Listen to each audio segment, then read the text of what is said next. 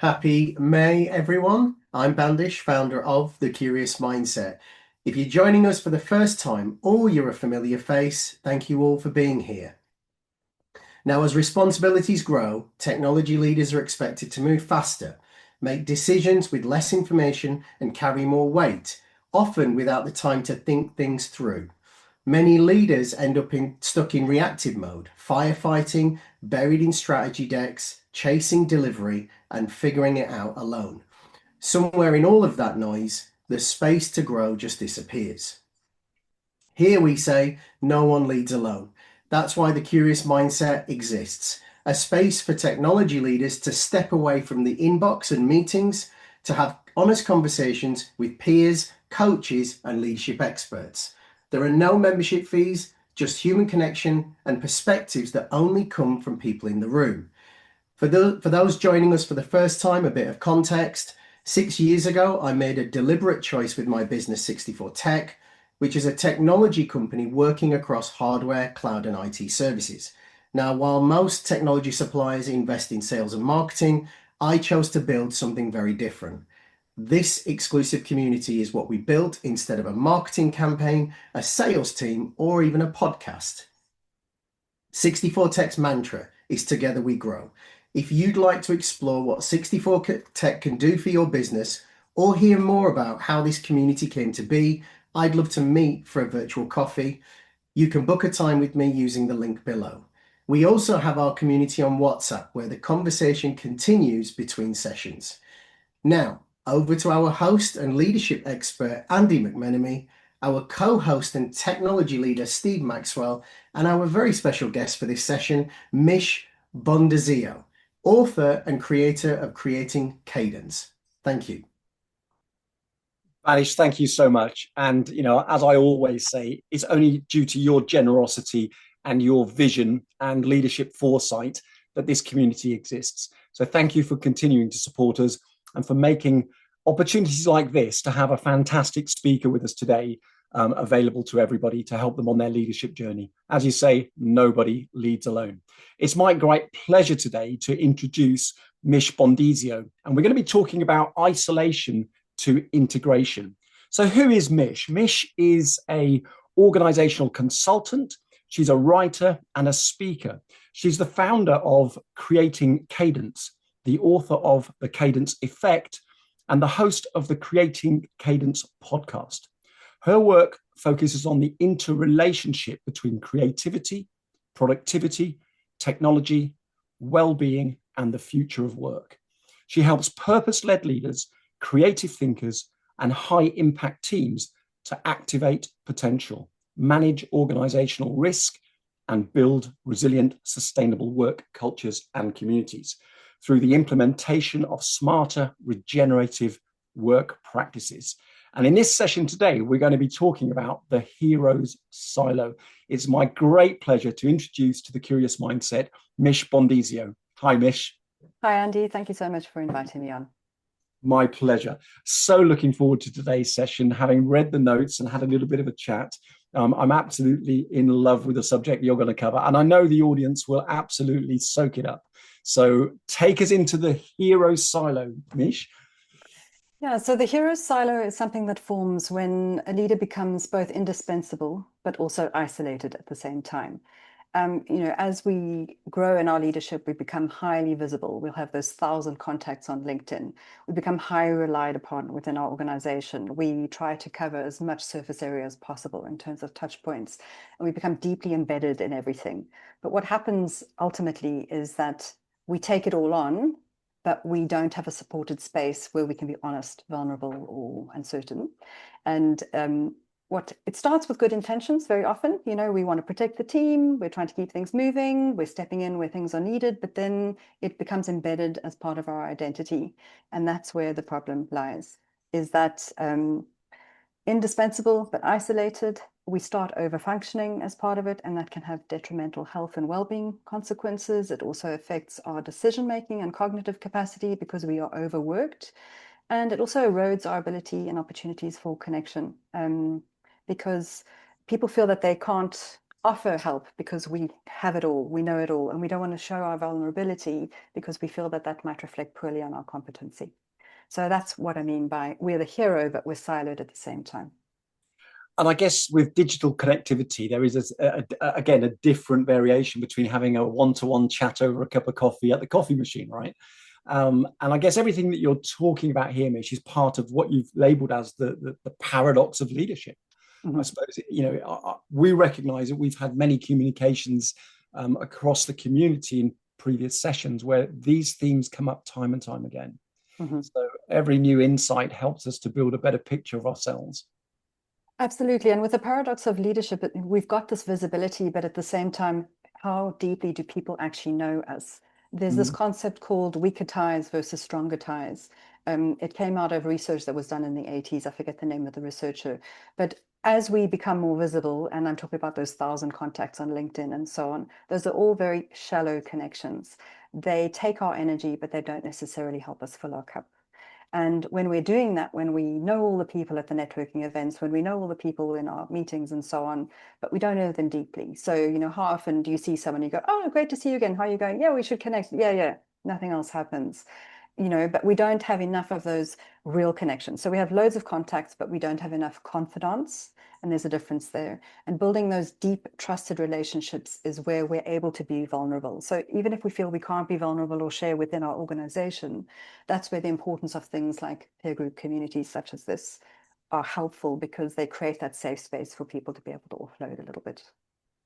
Yeah, I think that's evident in some of the conversations I've had offline with some of the community as well, and certainly this concept of identity drift, I guess, as our professional brand, if you like, that we represent and that we get recognised for as we get promoted, as we have more responsibility, as we have bigger teams that we need to be responsible for. We get kind of credibility for our professional brand. And that's completely different from who we are as individual people, right? Yeah, and I mean, there's a couple of elements to that. So as a leader nowadays, there's a lot of pressure on us to show up for the puppet masters and dance. And this is on social media. Our personal brands are so important. But what does that actually achieve? Lots of vanity metrics, but no true deep connection. But what also, this whole identity around who we are is what we do, is that it makes us become quite one-dimensional. Because actually what influences us and feeds us and helps us be better at our work is everything that happens around us outside of our work. It's being able to connect patterns. It's all the things outside of work that fill us up, that enable us to show up and be our best in work. But when we take over as leaders and it becomes everything, we are doing ourselves a disservice because we're not feeding ourselves in other ways. That's a really good point, because that thing about dimensionality, I mean, there's many textures to us as individuals, isn't there? Our private life, our passions, our hobbies, the things that really inspire us. And then there's the professional person that shows up at work and has to, be target driven, politically correct. Yeah. Well, and we all put this mask on. I call it like one of those Venetian paper mache masks that we hold up. You can see this bit, but I'm not going to let you see this bit. This is the thing as well, I mean, we're now working with robots, but we're not robots ourselves, and we carry how we feel with us. So what happens outside of work, we bring into the workplace, and what happens at work, we take home. And so we cannot leave that at the door. And this is where organizational design and development and understanding needs to change, is that actually we are more than just what we do and what we do at work. Everything influences our energy levels, our emotional capacity, our cognitive capacity, how we make decisions, etc. And so it isn't necessarily just about, because you're a leader, you can't share when you are struggling. Yes, you can share, and actually you'll create more trust with your employees and your team if you are able to be a little bit vulnerable in terms of how you're feeling. It's not about vomiting your drama all over the table at the weekly design sprint, but it is about being willing to actually share when you feel you don't have the capacity or you don't have the answers, and so forth. And I guess when we think about, the professional identity that shows up and the kind of the performance that we give to the world in the workplace, there can often be a disconnect, can't there, to the internal version of us and the real version of us, I guess. And for me, I remember when I reflect back on my corporate career, it showed up as things like the hollow victory. So, you work really hard to achieve something, you get it across the finishing line, you've brought everybody that you needed to bring with you. And then after that moment happens and, you go from hero to zero and the numbers reset for the next month or the next quarter, you just have this empty feeling inside, right? Yeah, and that's really sad, but it's very, very common. We distance ourselves to the point where we can witness ourselves doing these things, but the end goal doesn't bring us the joy we thought it would. And part of that is because sometimes what we're doing is not aligned with our values. And sometimes it's also because we've placed so much value on that end point rather than understanding and appreciating the journey. And I guess it's a bit contradictory because when we work in tech and design, very often we work in an agile way already. There's iterative sprints and so on. So actually that whole iterative way of approaching life and results should be the way that we see things. But the other thing to think about as well is actually our ideas and concepts around what success means and what growth means are outdated, and perhaps those need to be reworked and redesigned. That's really interesting. And it leads into another point that we have here in the briefing notes about the trap of being, or the trap of over functioning. Explain to us how that then sits alongside of the paradox of leadership and the separation of the two identities. What causes us to then be driven to over function and then further widen that gap? Yeah, so over functioning comes with that whole idea of needing to be indispensable, feeling that that's really important. And when you start over functioning and being involved in absolutely everything, it's a structural byproduct really of how we've designed modern leadership. But what ends up happening is that we stretch ourselves, we stretch our cognitive capacity, it creates more stress, it affects our ability, we become more reactive. So we're not thinking as strategically as we should be. What also happens is there's an emotional flattening that starts taking place, because when we're reactive, we are technically in survival mode. We are seeking threats. We are quite closed, and that reduces our ability to be empathic and to connect with other people. And so that reduces our ability to connect even further. It increases our sense of loneliness and isolation. And it becomes kind of a negative cycle that perpetuates itself. Yeah. And then again, actually, sorry, to just continue that point, is that's when that strain on us can contribute to things like burnout. And that, once again, that has organizational implications. Yeah, it becomes a permanent feedback loop, doesn't it? The more we're focused on the stress and feeling the effects of that stress chemistry, the more our amygdala starts to point out perception of threats, and the more we pay attention to threats. And like you say, we never get a chance to come down off that elevated plane of constant stress, right? Correct. So it's fascinating. I love that. What advice do you give when you're perhaps coaching people that you find in that situation, Mich? Where can you point us? So it's all about making it sustainable, any change that you want to make. So I always say start small, and we often dismiss small because it seems too simple, but simple isn't always easy.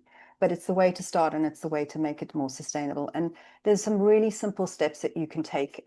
It's about improving your opportunities for connection so you feel less overwhelmed and isolated. But it's also about considering your energy management and capacity. So, excuse me, one thing you can do is look at things like micro connection rituals.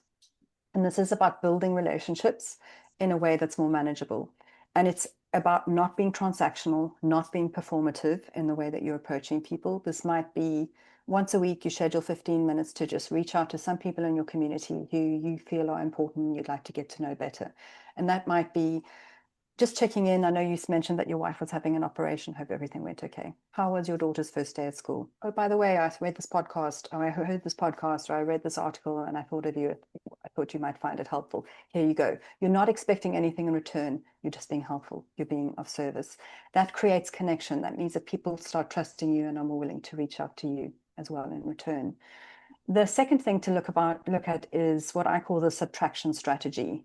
And that is because when we are over-functioning and overworking and doing all the things, we're stretching ourselves too thin.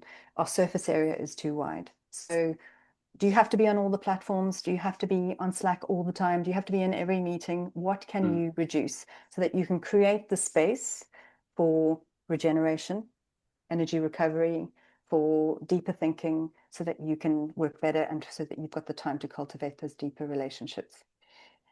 The other thing is looking at how you can become part of a strong peer ecosystem. Now, the Curious Mindset's one example of that. Another is seeking out a mastermind of some kind. I am part of a private mastermind. There's 8 of us. We meet once a week, and we've been doing that for 4 years. And the level of trust that we have as a team is amazing.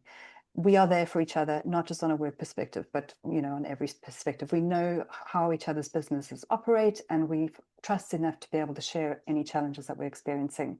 But you don't have to even go for something as structured as that, and you don't necessarily have to spend money on any of this. What you could do is you could be reaching out to 2 or 3 people that you respect in your network that you know, and maybe say to them, hey, I feel like I could do with maybe some sounding board experience from time to time. Would you be up for connecting twice a month or once a month for an hour to have a chat? We could meet in person, we could go for a walk, we could have a bike ride, have a pint in the pub, or maybe we just chat on Teams and share what are our challenges at the moment. And that's the way that you start building those deeper connections, those confidence, those things that mean a lot. And then I mentioned about the energy and capacity management. And this is where creating cadence and my work kind of comes in. It's about rhythm and flow.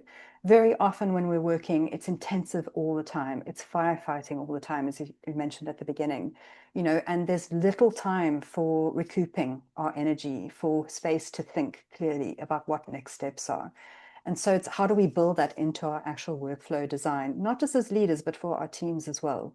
And, as I mentioned earlier, if you're working in an agile way, that's great, but are you factoring in downtime, time for reflection, time to pull back a little bit, ease off for the brakes or speed up, that kind of thing?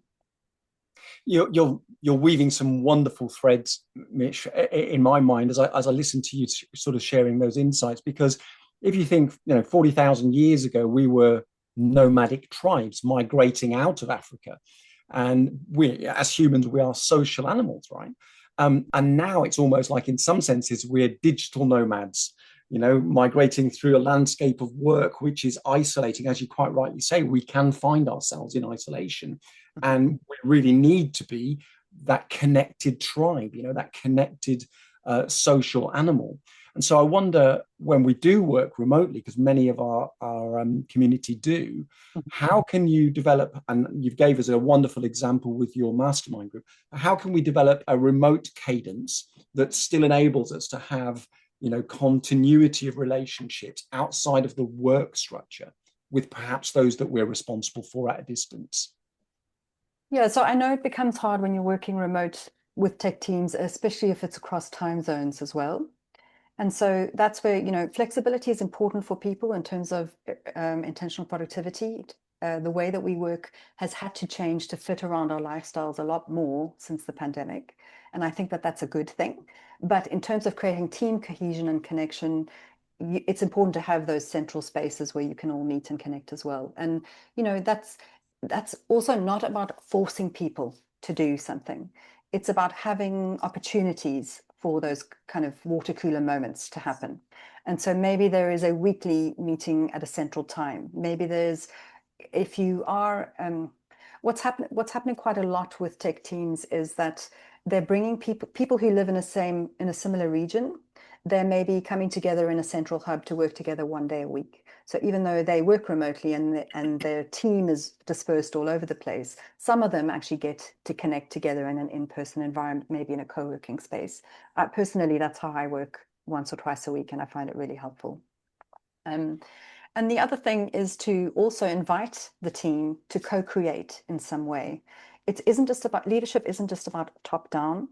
It isn't about the leader being self-sufficient and dictating what has to happen, because ultimately we are all leaders. We all need to learn how to self-lead. And so it's inviting your team to help you co-create the social connection that's going to work for them. What are the challenges that they see? What do they do in their personal lives or in the other parts of how they work that they find are effective? Maybe those could be rolled out across the entire organization in some way. That's a great point. And also, it's not about you don't need to have a title of leader to take leadership, right? We can take leadership of connecting those relationships and reviving them where we need to maybe revive them. but also that helps us to prevent that isolation process. And I wonder where you might have examples of people that have done that in a way that is you would feel is an excellent example for how to do that. Is there anything that you came across in your research when you were writing your book about, you know, people or organizations that do that exceptionally or encourage it exceptionally well? If you could just clarify that, encourage people to do what exceptionally well? To create these connections and to formulate and stimulate this interconnectedness, as opposed to being isolated and feeling that, you know, whilst I may not be a leader in title, I can still be a leader in generating these relationships. Fair enough. So, you know, I think as we're all leaders, peer groups, again, are super important. And whether that's a leadership peer group or a peer group of people who happen to be product managers or, you know, devs in a particular skill set, what are the local communities where they can connect? And by local, I don't necessarily mean in person. It could be online. But what I find is that what makes my work more effective is when I'm learning about things outside of my immediate, but that have patterns of connection in some way. I'm able to bring that knowledge of how someone might do something in a completely different industry into the way that I work, and it benefits me and it benefits the people that I work with in the same way. And so I think in that regard, it might be encouraging people to learn outside of their immediate medium, you know, and what can they bring in to help connect the rest of their team with things that might improve the way they work, how that may improve the way they deliver or design their products. And that links very well to one of the points that we have on the briefing notes here, which is the isolation as a design problem, and shifting that narrative from one of a perception of personal weakness to looking at the structural misalignment. And I know one of these themes has come across we've come across in the past, and focusing on the sort of misaligned systems and how we can then take responsibility for shifting that. Yeah, I mean, that's the thing. Very often with loneliness and isolation, we see it as a personal fault or failure, that we haven't been able to figure out a way how to overcome this and the overwhelm and so on that comes from it. But it's not a personal failure at all. It is, as I say, a design failure. It's to do with those misaligned systems. It's to do with the excessive load that we're experiencing. It's too much surface area stretching us too thin, working at an unsustainable pace and so forth. And so when the wonderful thing about having a design problem means that we can actually design a solution. We can find another way to do this. And again, it's iterative, it's trial and error, it's figuring out how to do those things. But it's possible. And that's what I think the most important thing for people to realize is it's not your fault. It's the way the system was designed. It's not fit for purpose anymore. And we're in a situation where, you know, we are exposed to what is essentially a polycrisis of volatility. There's loads of things going on in the world, politically, economically, environmentally, socially, culturally, etc., etc. It's the perfect time for us to change things because how things are going isn't working. So, you know, see the problem as an opportunity to improve. And it's an opportunity to optimize it, an opportunity to make things more effective and better, ultimately. I think that's a really good point. It also speaks to kind of our level of self-awareness, doesn't it? When we recognize that we are perhaps stressed ourselves, it's recognizing where that's coming from, but also not giving up our own agency to do something about it. So, you know, as you quite rightly say, when we are being driven by adrenaline and cortisol as a result of the fight or flight mechanism, well, that by definition shuts down our ability to think logically, analytically, and reasonably, because we're being stimulated to act, to fight or flee. Correct. And so one of the things I like to introduce is the idea of being able to just to center ourselves with our breath and take a moment just to put it into context, because I'm sure all of us have had experiences in the past where we've been here before, we resolved it, and we move on away from it. And that's one of the things I think that you're quite right. When we have these conversations offline, when we share that little bit of vulnerability, it can often lead to those conversations becoming stronger, can't it? 100%. And you referenced something there, breathing, which is so powerful. A lot of my work starts with the fundamentals. It's the health and well-being foundations. They are what supports productivity. When we put productivity first, very often our well-being suffers, but when we put well-being first, productivity always benefits.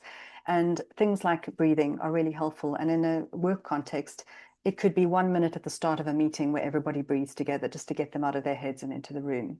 It could be meditation. It's provenly effective, not just for reducing anxiety and depression and stress, but also improving sleep, which obviously we need to have good sleep in order to function more effectively, but also for productivity and focus. There are loads of research studies that prove that we are far more focused and we can hold attention for much longer through doing initiatives like that, like developing a meditation practice. So it's those foundational practices that also help us to be more effective, to be less reactive, to be able to think deeply. You're absolutely right. And it's clinically proven that the only control we have over our central nervous system is our ability to control our breathing. Even when we are in full-on stress mode, we can control our breathing, we can reduce our heart rate, we can reduce adrenaline and cortisol, and that brings the prefrontal cortex back online. And then we can have better informed conversations. 100%. We can challenge the situation by asking high caliber questions of the people that we work with, because by definition, we all, we can solve a problem much better collectively than we can if we're feeling isolated on our own, right? 100%. And if we're feeling isolated and alone, it doesn't just affect how we feel, it affects how we decide things, how we build, how we lead, everything. It has a lot of knock-on effects. I wonder what other light bulb moments went off in your head when you were doing your research for your book, and maybe some of the things that you share in your podcast, Mich. Well, a lot around entrepreneurial loneliness was fascinating to me when I was doing my research, because it particularly affects people working at leadership level. And again, it's that assumed identity we feel we have to take on. And I've been guilty of that myself as well. So there were loads of light bulb moments around that for me, learning how to actually communicate my needs, communicate when I didn't have the capacity or I was feeling overwhelmed. Particularly as someone who works on her own a lot, it's been really important for me to develop a group of peers. And I do that, I mentioned I co-work. I develop a group of peers who I know and like and trust, and I feel that I can speak with them and they can speak with me. And so being able to have that connection once or twice a week is really invaluable for supporting me and my fundamental well-being. And I think one of the key words you used there was your emotional needs. And those are not weaknesses, right? They are absolutely fundamental needs, and we all have to get them met. One of which is connection. We must have connection with others.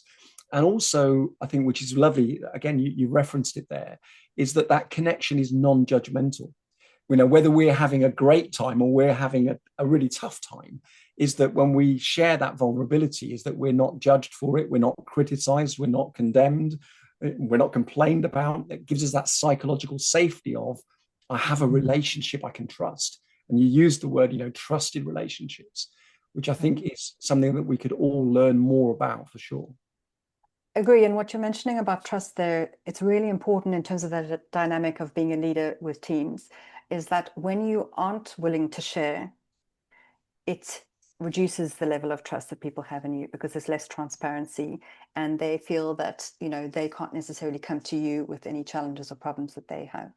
And it can become quite dysfunctional in terms of that. When we go back to this hero silo idea, is that what ends up happening with your team is that they'll either mirror your behavior or they will distance themselves from it. And either way, that affects the culture of your company and your organization. So it can be really detrimental. So being able to share and being able to openly communicate and being able to develop those deeper relationships doesn't just help you in terms of overcoming overwhelm and isolation, but it also helps to build that two-way street in terms of communicating and building trust. That's really important. And I know some of our community, Mich, they have significant sizes of teams, and they can be, international teams across the whole of Europe, Middle East, Africa, and even across to the Americas. So I wonder if there is a natural point in our leadership journey and our responsibility professional where we can perhaps reach a capacity for relationships. Is that something that you recognize, where there's a natural element of volume of relationships we can manage well. And then we get to a tipping point where now I'm no longer managing them well. Is that something you've come across? There's actually research out there to state that, once we have contacts or connections with more than 50 people, we can't sustain those connections very well. So we can effectively only have really deep connections with maybe up to 50 people. So we have to think really clearly and carefully about who we want those 50 people to be, especially since there's also research that shows that we are the sum of the 5 people we spend the most time with. So you want to be really careful about who that's going to be, if they're going to be influencing you and how you lead. And I think that's the wonderful thing about, as you've created a mastermind where they're all probably very like-minded people, right? And so you've got this trusted environment of a small select group that know each other intimately. As you say, you meet once a week. And so everyone gets a chance to have their voice heard, I imagine. And sometimes that isn't the case with larger groups of relationships. I know from my own experience, I found it challenging to maintain those relationships as the organization grew. 100%. And that's why I think with leaders as well is having potentially a separate peer group that you're a part of where you build those trusted relationships can be quite helpful. Because if you're trying to do that within the organization, it might be too much and it might be too close. And I'll just give an example based on that mastermind group that I'm a part of. We have a very structured format for how we run those sessions. It's an hour. We have 5 minutes each to talk about where we're at with our work and what our challenges are. And if it's something that cannot be fixed within 2 to 3 minutes as part of a conversation where everyone shares their experience or how they may have handled something like that, then it's taken offline as a separate call. And whoever in the group is capable of helping to work through that to find a solution or step into that separate call. But that means that we're meeting every week, we have that structure, and there's only 8 of us. And I have to say that we've had 10 before and it's too much. So I think 5 to 8 people is a good kind of sweet spot. Now, I was going to ask you that question because normally when you've got 2 people together, there's a relationship, right? But when a third person comes in, that disrupts the dynamic, doesn't it? It can and be, I just wondered if there was a natural number that seems or feels like for you is where it needs to be. And I think you just answered that question for me. 8 seems to be the answer. And I guess in organizations, that's why we have senior leadership teams, right? So we've got peers at the same level and maybe a small number of them that collaborate on projects and cross silo working to help those relationships develop, and then smaller working groups that sit underneath those. Yeah, we can't get away from the hierarchy, can we? No, absolutely. And so where is your work taking you at the moment, Mich? What are you finding is really interesting, maybe from your mentor group, your peer group, or the areas that you're engaging with clients? So my focus is increasingly around what does sustainable work look like as part of the larger sustainability mandates that loads of organizations are now having to look at implementing because it's becoming legislative. There's a requirement. So for me, my focus is on the people part of the triple bottom line, which is people, planet, profit. And that's around regenerative working practices. But I think it's a really powerful and important part of how you run a business. It isn't just about calculating your carbon and reducing your emissions. It is also about treating your people well because they're your number one asset. Absolutely. It's one of those things that, when you want to turn a business around, from my experience, you turn the people around. You get those communications working well. You get the relationships working well. You build that trust. You build that rapport. And when the people feel that they're protected and that they are valued and they're respected and they have a voice, that changes everything. And then they engage so much better with creating the solutions. 100%. And as part of that, the way I see the world of work moving as part of this kind of needing to future-proof our businesses, because things are very volatile. It's really hard to make long-term predictions and decisions. We are having to be quite reactive in how we make decisions and how we lead. But it's also about flexibility. And that enables us to be more agile in how we work. It's being adaptive, it's being elastic. So being prepared to stretch to the needs of what we need without breaking. That's a lovely point. Thank you. I'm going to bring Steve in very shortly then to open up some questions, because I know there'll be a lot of questions inside the community today, Mich. One of the things I'd like to ask you, though, is what we have leaders at all levels of seniority, some very well established and very well long into their leadership journey, and some that are now taking on the responsibility for some new steps in leadership. What piece of advice may you be able to give someone at the very start of their leadership journey that can help them with today's subject? And what would you remind the more senior members of something not to forget? So I think sometimes when we're in the role and we're in the fray, we forget the influence we have on other people. We are a role model. So whether we're behaving badly or behaving well, we're setting a precedent for how everybody else may think they have to behave. So we're not only supporting ourselves when we choose to develop better working practices, we are actually modeling what good looks like for our teams. And I think that's an important thing to remember. And I guess that starts all the way from the senior leadership right down to those that are newly coming into their leadership role. They need somebody to model on, right? They need to know what good looks like. They need to know how it feels, I think, more than anything else, as opposed to seeing it. How does it feel when you're valued and respected and somebody takes the time to have a conversation with you at the coffee machine or the water cooler? I remember for sure on my journey, every leader that I walked away from that made me feel better than when I joined the conversation at the coffee machine. And I also remember those that didn't make me feel that way. 100%. But it also stretches to our working practices. So if our leaders are sending us emails at 3:00 in the morning, what message does that send? If our leaders are expecting an immediate response at 8 p.m. at night, what message does that send? We all have lives outside of work that we have to accommodate as well. And so it's about good habits and practices as well. I think you're on a really hot topic there, especially for the working community. And of course, when the pressure's on, right, it ramps up the sense of urgency. It ramps up the desired focus for those resolutions, which sometimes take a little bit longer than we expect when we get an email. Yeah. I know I've been guilty of looking at an email at 11 o'clock at night thinking, not a hope in hell. Well, I think this is where we can leverage our tools a bit better. We all work in tech. We can actually schedule our emails so that even if we're sending it at 3:00, it doesn't go until 8 a.m. the next morning. We can set up the protocols to actually make things work better. Absolutely. As opposed to putting the first line in, I'm not expecting a response to this email, right? Yeah. Just schedule it for a proper time. Mich, thank you so much. We could talk for hours on this subject because it is a rich tapestry, but I really want to open up the field now to Steve to bring forward some questions from the community, the audience, because I know they'll all be sitting there absorbing everything. They're like sponges. They love this stuff. So Mich, thank you for my part so far. Thank you so much. Thank you, I'd Andy. I'd like to welcome Steve in now to answer some questions, if I may.